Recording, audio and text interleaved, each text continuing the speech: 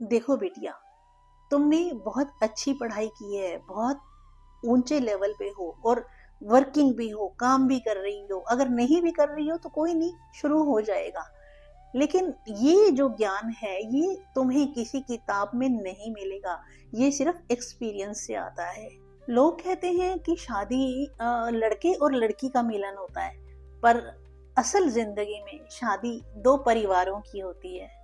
कि ससुराल एक ऐसा घर बने जहां हर रिश्ता मजबूत, प्यार भरा और भरोसेमंद हो। और यही जीवन का असली सुख है बिटिया। हर रोज, हर पल। उदाहरण के लिए, अगर सास कुछ टेंशन में दिखाई देती है या छोटी मोटी बातें नोट करती है, तो इसका मतलब ये नहीं कि वो तुम्हें परेशान करना चाहती है। वो तो बस यह नोट कर रही होती है कि इस घर में एक होने के लिए तुम्हें और कहां कहां कुछ बताने की जरूरत है। इस बात को तुम नेगेटिव मत समझो, बल्कि इससे कुछ सीखने की कोशिश करो। अरे बिटिया, मैं तुम्हें एक बात बता देना चाहती हूँ कि अब तुम किसी घर की बहू बनने जा रही हो। और कोई भी लड़की अगर किसी घर की बहू बनने जाती है तो उसको इस बात का ध्यान रखना चाहिए कि वो सिर्फ किसी घर की बहू नहीं बन रही है, बल्कि एक जिम्मेदारी ले रही है। अब वो लड़की नहीं रहेगी, अब वो बेटी नहीं रहेगी। थोड़ा सा फर्क जिम्मेदारी का ही पड़ता है, बाकी प्यार तो बेटियों से भी ज्यादा ही मिलता है। लोग कहते हैं कि शादी लड़के और लड़की का मिलन होता है, पर असल जिंदगी में शादी दो परिवारों की होती है। रिश्ता सिर्फ पति पत्नी का नहीं होता, बल्कि हर रिश्ते की अपनी कीमत, अपनी कहानी और अपनी भावनाएं होती हैं। अगर तुमने ये समझ लिया तो रिश्ता निभाना बहुत आसान हो जाएगा। वरना आजकल जैसा कि तुम देख ही रही हो कि रिश्ता धीरे धीरे खत्म होता जाता है और किसी को पता भी नहीं लगता। समझ तभी आती है जब सब कुछ खत्म हो चुका होता है।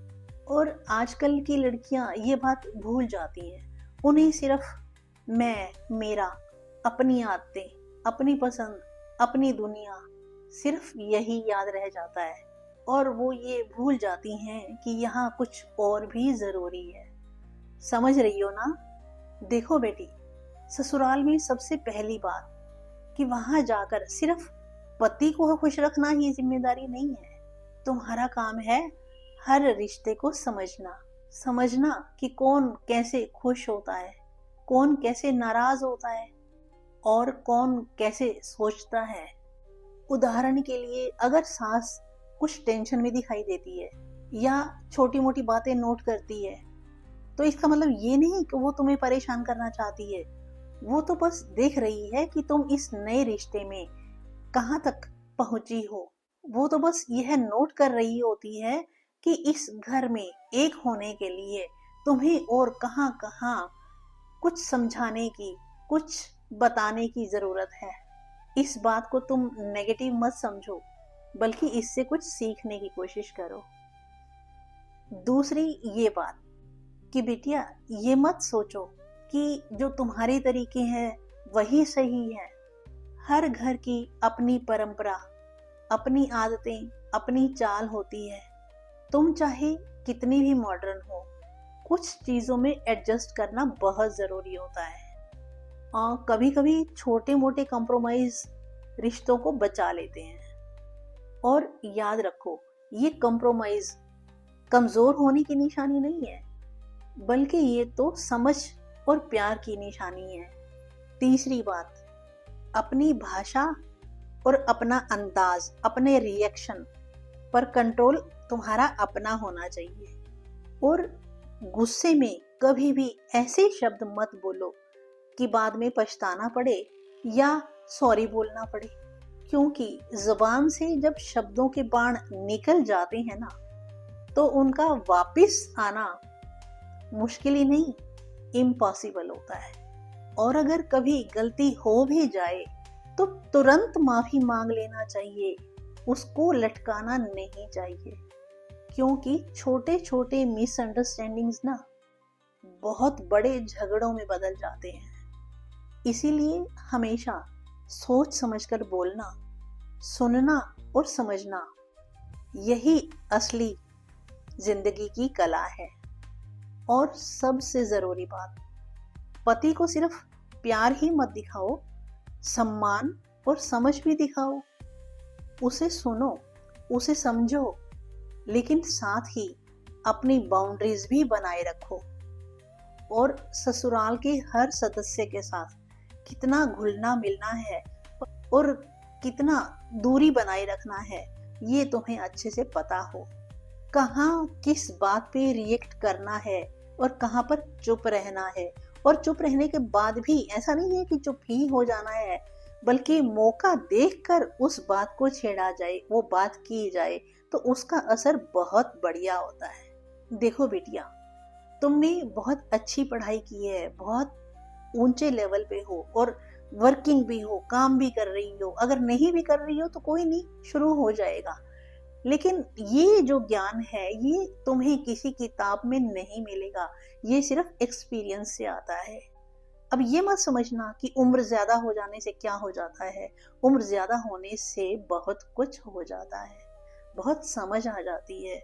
जिंदगी के पाठ जो ठोकर खा खा कर सीखे हो, उनसे बहुत ज्यादा ज्ञान मिलता है।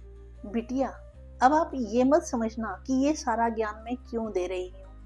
मैं ये सब इसीलिए बता रही हूँ कि मैं चाहती हूँ कि तुम्हारा रिश्ता जो है वो मजबूत बने, ताकि तुम एक दूसरे को समझो, बिना किसी डर, बिना किसी ईगो के। और जब तुम ये समझोगी ना, तो घर में हारमोनी होगी, प्यार बढ़ेगा और लड़ाई झगड़ा सब बहुत कम हो जाएंगे। याद रखना, रिश्ते तो मेहनत मांगते हैं, हर रोज, हर पल। और जब ये मेहनत सही दिशा में जाती है ना, तो भगवान भी खुश होते हैं। और उनका आशीर्वाद तो इतना होता है कि आप कल्पना भी नहीं कर पाएंगी कि भगवान कहाँ से कहाँ पहुंचा देते हैं। और जिंदगी में सुख और प्यार तो दिन पर दिन बढ़ता ही जाता है। तो मेरी ये सीख याद रखना, समझो, सुनो, एडजस्ट करो, सम्मान दो, प्यार दिखाओ। और हर रोज कोशिश करो कि ससुराल एक ऐसा घर बने जहां हर रिश्ता मजबूत, प्यार भरा और भरोसेमंद हो। और यही जीवन का असली सुख है बिटिया। और मालूम है मैं ये सब बातें आपको क्यों बता रही हूँ? क्योंकि मैं चाहती हूँ, दिल से चाहती हूँ कि हमारा आगे आने वाला जो समाज है वो बहुत ही शक्तिशाली बने, पावरफुल बने और प्यार भरा बने। आज ये सब बातें मैं तुम्हें बता रही हूँ, और हो सकता है कल को ये सब बातें तुम आगे आने वाली पीढ़ी को बताओ, और ये सर्कल चलता ही रहे। तो दोगे ना मेरा साथ?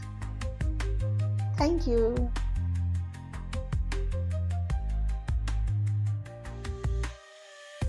All the best. आपका वैवाहिक जीवन खुशियों से भरा रहे। सदा सुखी रहो, सदा खुश रहो।